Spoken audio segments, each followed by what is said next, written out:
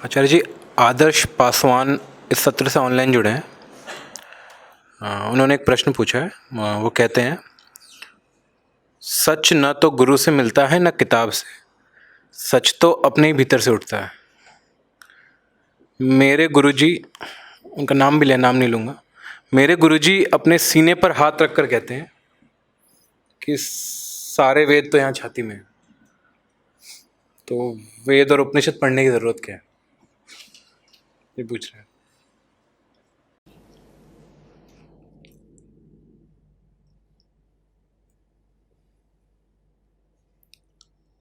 इस पर मैं क्या बहस करूं? आपको अपनी जिंदगी नहीं दिखती है क्या?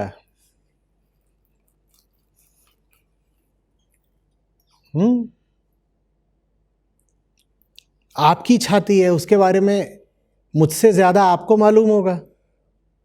आपको नहीं मालूम आपकी छाती में क्या है? कौन सा उपनिषद निकल पड़ा भाई आज तक आपकी छाती से? ये बात कैसी है? मतलब क्या जवाब दिया जाए इसका?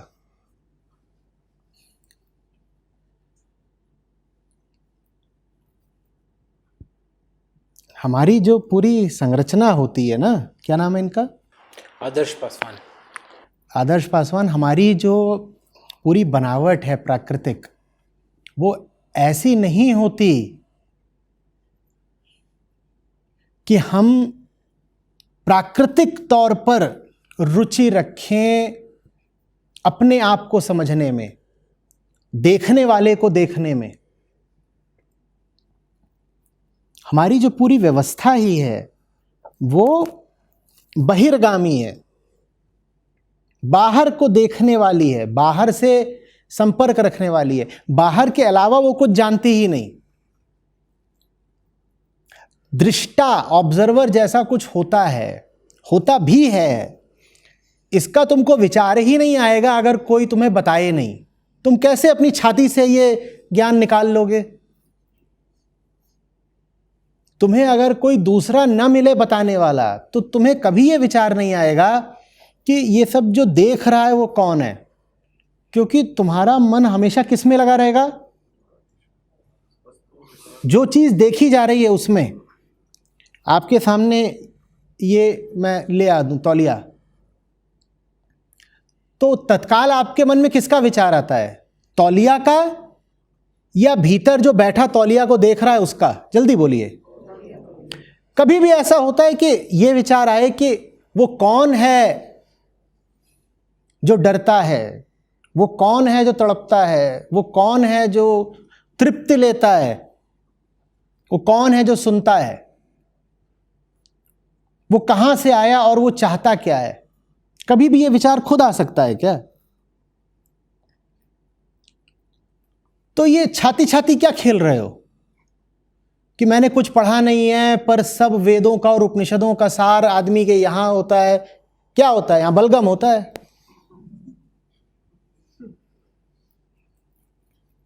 जंगल में छोड़ दो इंसान को और देखो कि उसकी छाती से कितने उपनिषद निकल पड़ते हैं। कोई ना मिले उसे कुछ बताने वाला, फिर देखो कि वो कितना ज्ञानी हो जाता है। हम अपने बारे में इतनी गलतफहमी में कैसे रह सकते हैं?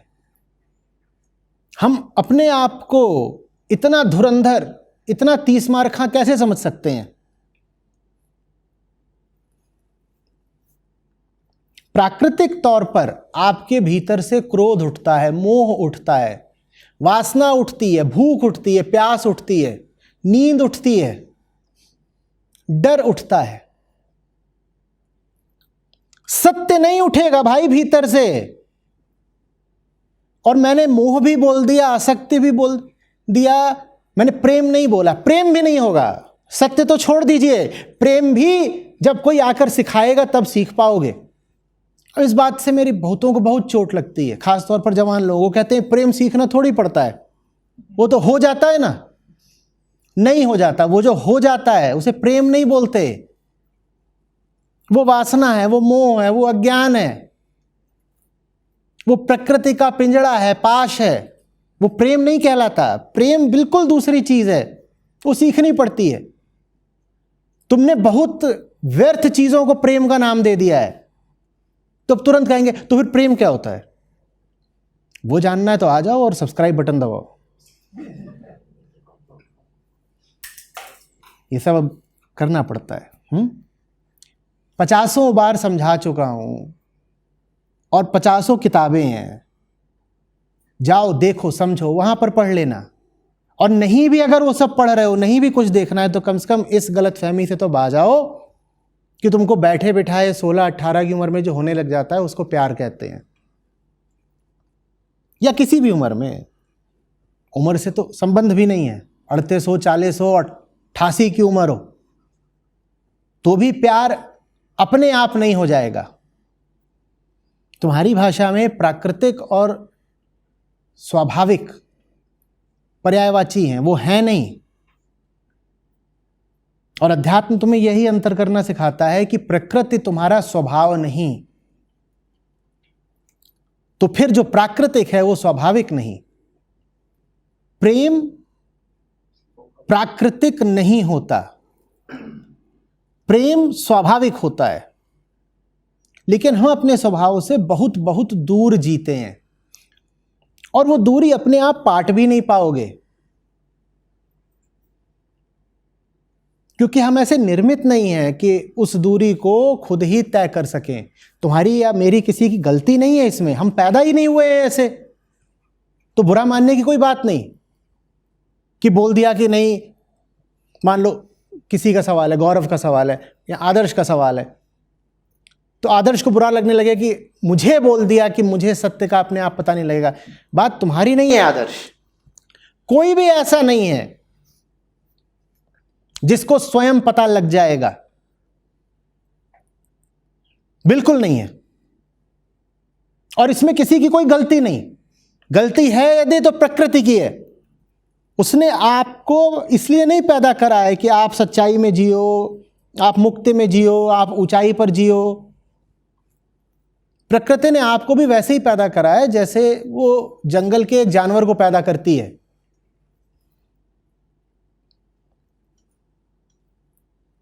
हां, चेतना है आपके पास, ये चीज आपको जानवरों से अलग बनाती है, और आप दूर होकर के खड़े हो सकते हैं। जो कुछ भी आपके भीतर प्रकृतिगत है उससे।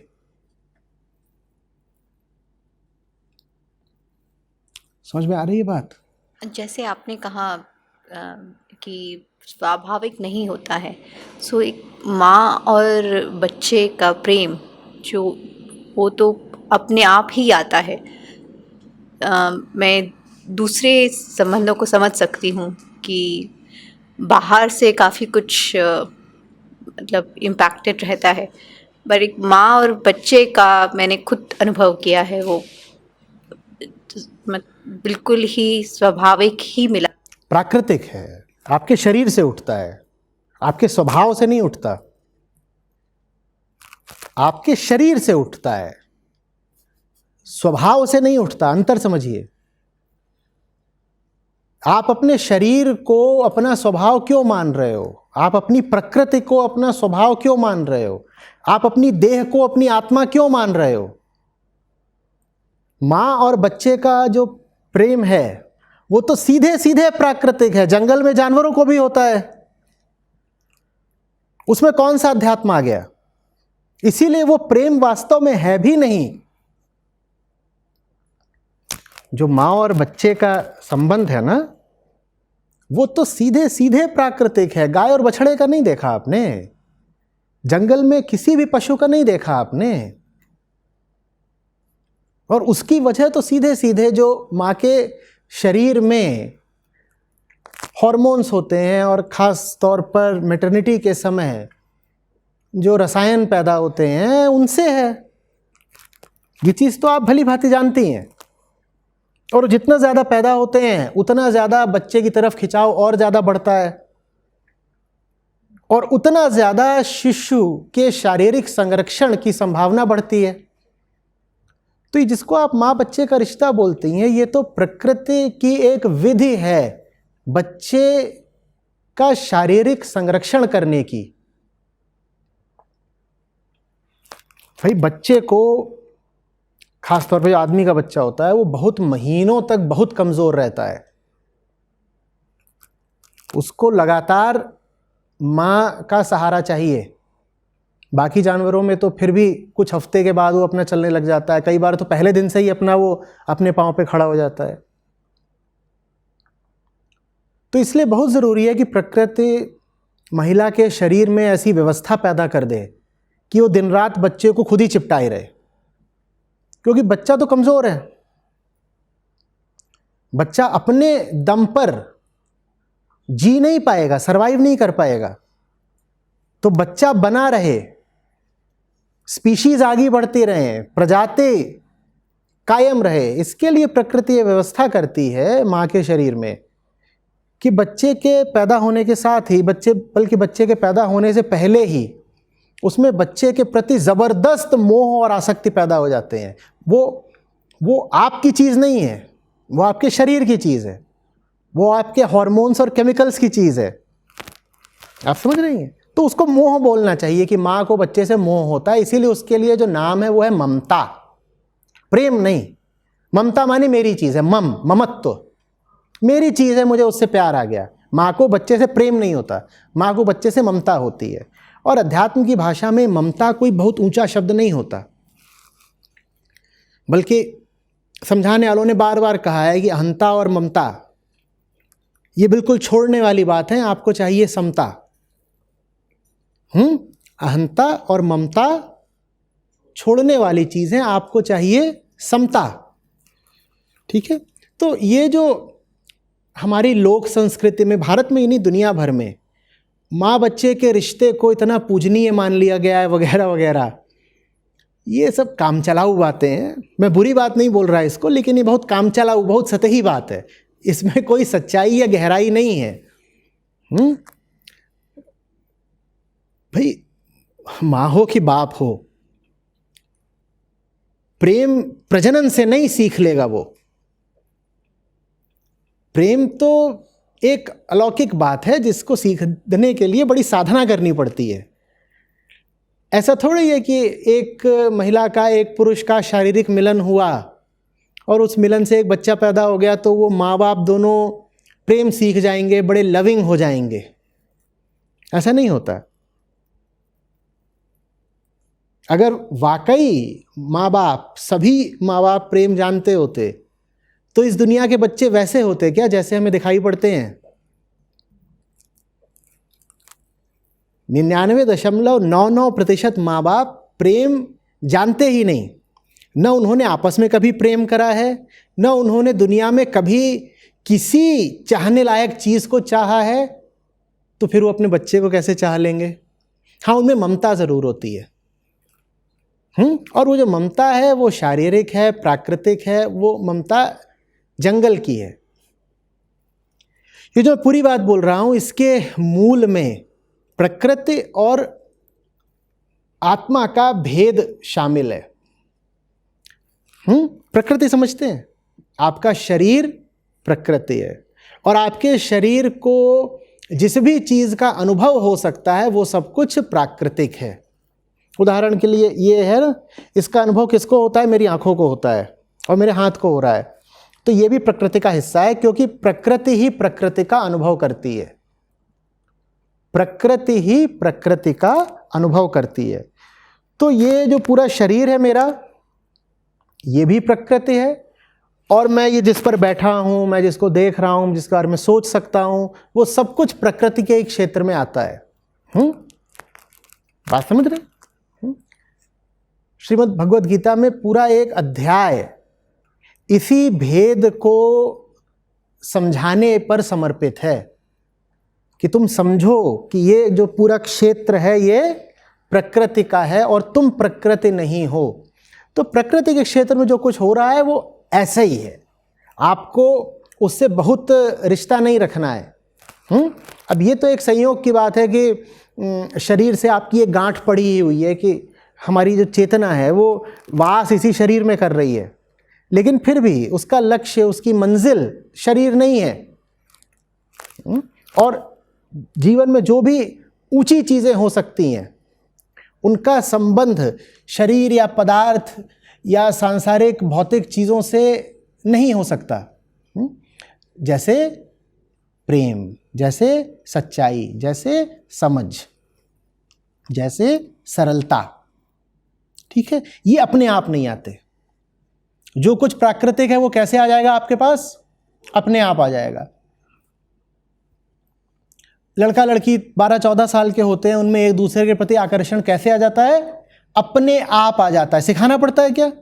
आप उन्हें जंगल में छोड़ दो, एक लड़के को एक लड़की को, छोटे छोटे हों, वो जैसे ही 12-14 साल के होंगे वो आकर्षित अनुभव करने लगेंगे। ये अपने आप होगा। ये लेकिन स्वभाव नहीं है। ये क्या है? दोनों की प्रकृति है। ये प्रकृति है। ये चीज़ जानवरों में भी होगी। जो भी चीज़ आप पाएंगे जानवरों में भी हो रही है और इंसानों में भी हो रही है, समझ लीजिएगा कि वो प्राकृतिक है। और अगर वो प्राकृतिक है तो आपको बहुत दूर तक नहीं ले जा सकती, क्योंकि आप जानवरों से अलग हैं। जानवरों को अपनी चेतना से बहुत लेना देना नहीं होता। उन्हें पूरे तरीके से अपने शरीर पर ही चलना है। और आपकी पहली पहचान आपकी चेतना है। आप समझ रही हैं? आपकी पहचान आपकी चेतना है। आपकी पहली पहचान आपका शरीर नहीं है। और वो आप खुद ही, ये कोई ऐसा नहीं है कि मैं आप पे दबाव डालकर आपसे मंजूर करवा रहा हूं। कोई आपको बोल दे आपके बाल खराब हैं और कोई आपसे बोल दे आपका दिमाग खराब है, आपको ज्यादा बुरा क्या लगता है? जल्दी बोलिए। आपका दिमाग खराब है। तो आप खुद ही जानती हैं ना कि आपकी पहली पहचान क्या है, आपका बाल या आपका दिमाग? आपका दिमाग। तो इस मामले में इंसान पशुओं से बिल्कुल अलग है। पशु को बोल दो तू पागल है, उसे कोई फर्क नहीं पड़ेगा, लेकिन उसके शरीर पर अगर ऐसे मार दो तो उसे फर्क पड़ेगा। ठीक है ना? इंसान के शरीर पर ऐसे मार दो वो झेल जाएगा, लेकिन उसको बोल दो तुम पागल हो या तुम बेवकूफ हो, बुद्धिहीन हो, तो उसको ज्यादा फर्क पड़ता है। ये इंसान में और जानवर में अंतर है। हम चेतना के खिलाड़ी हैं। हम चेतना के खिलाड़ी हैं। तो हमें शरीर से ज्यादा महत्व चेतना को देना है। तो हमें उन चीजों को कम मूल्य देना है जो अपने आप हो जाती हैं। हमें उन चीजों की तरफ बढ़ना है जो अपने आप नहीं होती, जो मेहनत करके कमाई जाती हैं। ये छाती पे हाथ ठोकना, कहना कि अपने आप हो जाएगा, अपने आप हो जाएगा, ये सब फिल्मी हीरोबाजी है। अपने आप नहीं हो जाना है।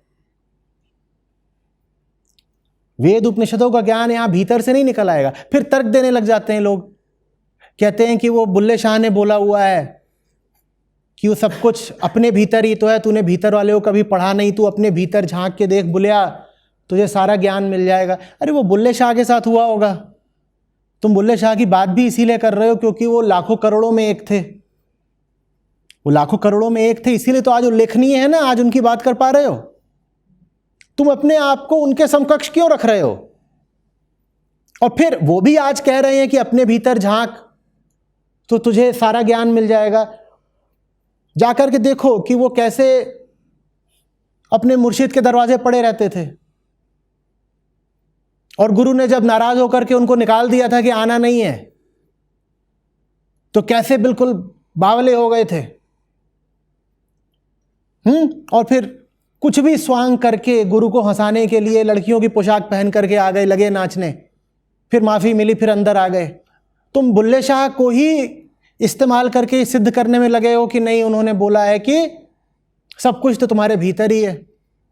वैसे ही कहीं से भी किसी की भी बात उठा लाएंगे, कबीर साहब का कोई दोहा उठा लाएंगे, शेख फरीदी कोई बात उठा लाएंगे, जबकि सच ये है कि इन सब लोगों ने या तो अध्ययन करा था या किसी से जाकर के, कई बार तो अनेकों लोगों से जाकर के सीख हासिल करी थी।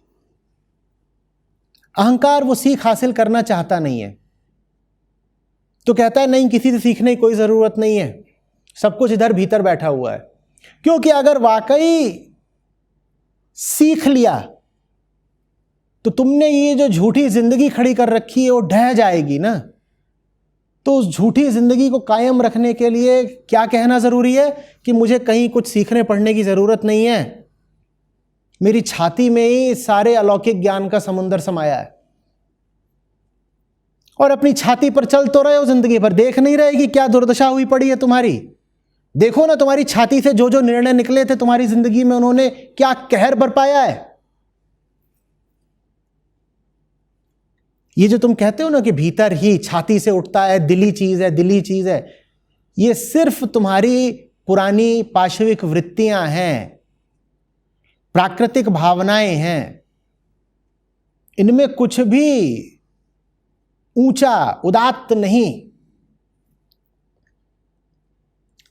भले ही तुमको लगता हो कि बिल्कुल साहब यहां से बोल रहा हूं, यहां से, अरे यहां से बोल रहे हो कि यहां से बोल रहे हो, यहां से बोल रहे हो, ऊपर से नीचे से कहीं से बोल रहे हो, बोल तो शरीर से ही रहे हो ना।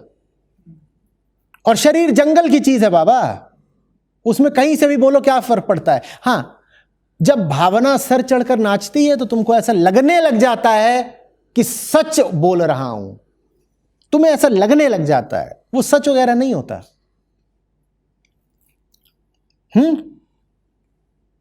बोलो, जब क्रोध चढ़ता है उस वक्त लगता है ना कि सच में ही इसको मार दूं सामने वाले को, या अपने आप को बोलते हो कि ये तो झूठी बात है, ये तो अभी बस रश ऑफ ब्लड है, ऐसा बोलते हो क्या? उस वक्त क्या लगता है?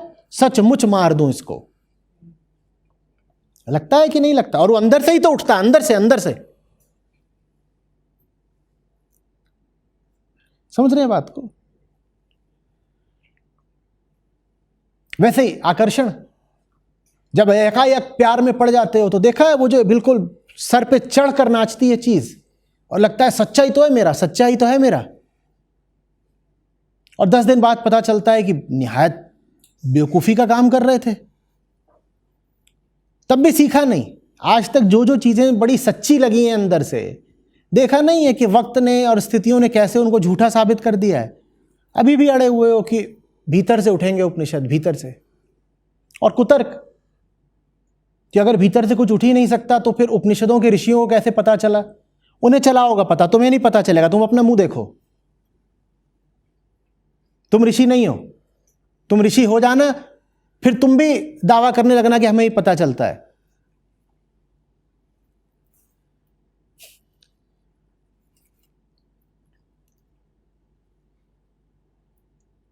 अरे कोई साधारण आदमी भी 2 बातें आपके हित की बताता है तो आप रुककर सुनते हो या नहीं सुनते हो? तो ऋषियों ने जो आपको बातें बताई वो इतनी जहरीली हैं कि तुम उनको सुनना पढ़ना भी नहीं चाहते। अंबाले वाले ताऊजी की सुन लोगे, ईशावास्य के ऋषि की नहीं सुनोगे। ये क्या तर्क है बताओ ना मुझे। कालीन भैया से ज्ञान लेने को राजी हैं, कृष्ण की नहीं सुनेंगे।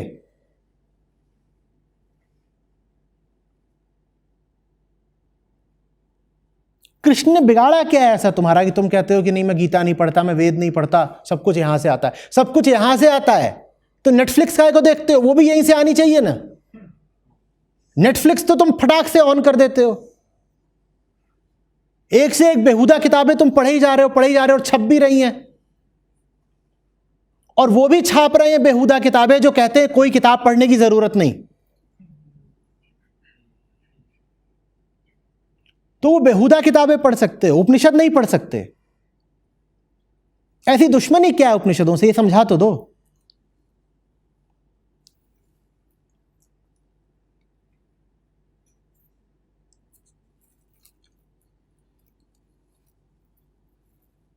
फिर कहते हैं ऐसे ध्यान में बैठते हैं ना तो सब पता चल जाता है।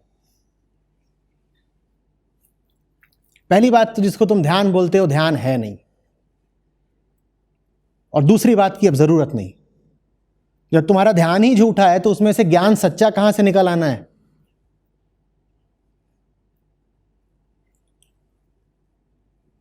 ये जो तुम ध्यान के नाम पर सब क्रियाएं और विधियां करते हो, ये 1 नंबर की झूठी और मक्कारी की चीज है।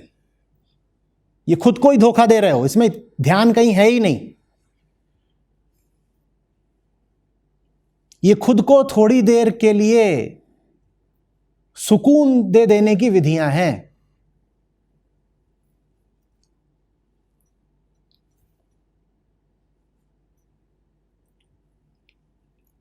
इनमें ध्यान कहीं नहीं है। असली ध्यान में यह भी शामिल है कि सही ध्येय के लिए जो कुछ संभव हो सब करो, और अगर ध्येय सच्चाई है तो उसके लिए तुम किताबें पढ़ने से क्यों कतरा रहे हो? उस किताब को पढ़ना ही ध्यान होगा।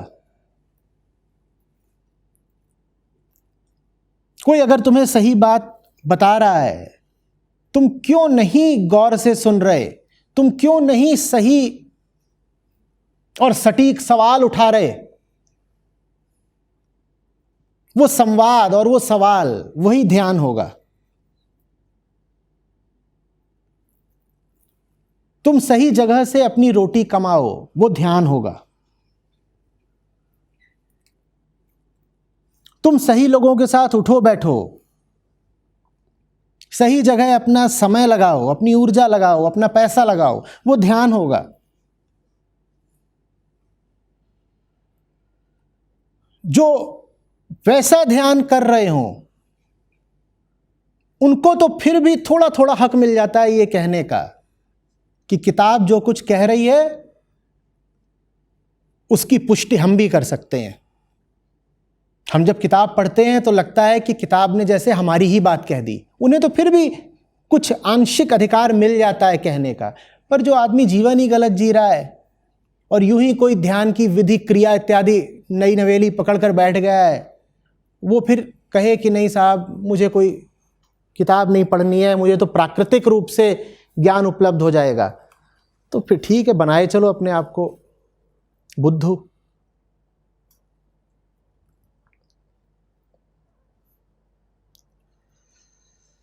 हम्म।